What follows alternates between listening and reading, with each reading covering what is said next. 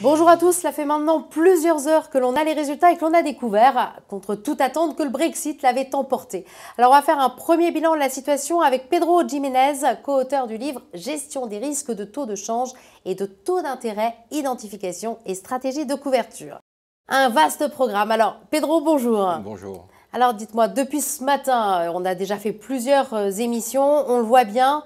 Ça n'arrête pas, les marchés sont complètement chahutés et perdus. La volatilité avait déjà commencé avant le vote, avec le malheureux assassinat de Joe Cox.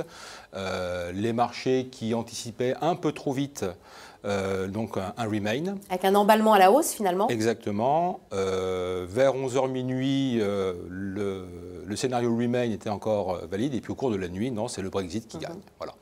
Donc, énorme correction sur les marchés boursiers, énorme correction sur les livres sterling. On a des volatilités qui sont énormes.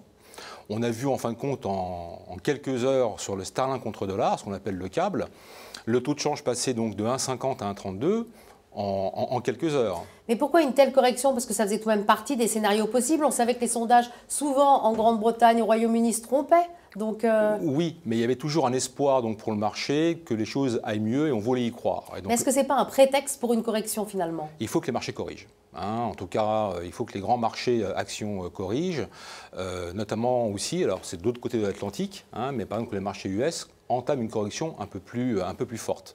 Ça fait près de 8-9 ans qu'on monte quasiment en flèche, il n'y a pas de vraie correction.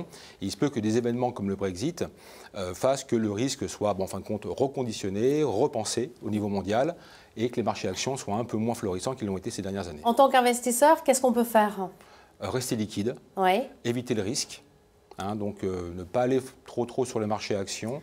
Il y aura sans doute des opportunités, mais il faut faire très attention. Alors ça veut dire quoi? Ça veut dire se diriger vers les obligations d'emprunt d'État? Sans doute, encore. Tout le monde nous dit que les obligations sont chères. Mais pour l'instant, c'est la... Tout le monde le dit, en même temps on l'a vu dans les chiffres, les rendements allemands qui étaient devenus négatifs ces derniers jours. Le risque de le devenir encore un peu plus. D'accord. Un peu plus. Donc restez liquide et soyez prudent sur vos investissements en bourse notamment. Pedro, merci. Merci à vous.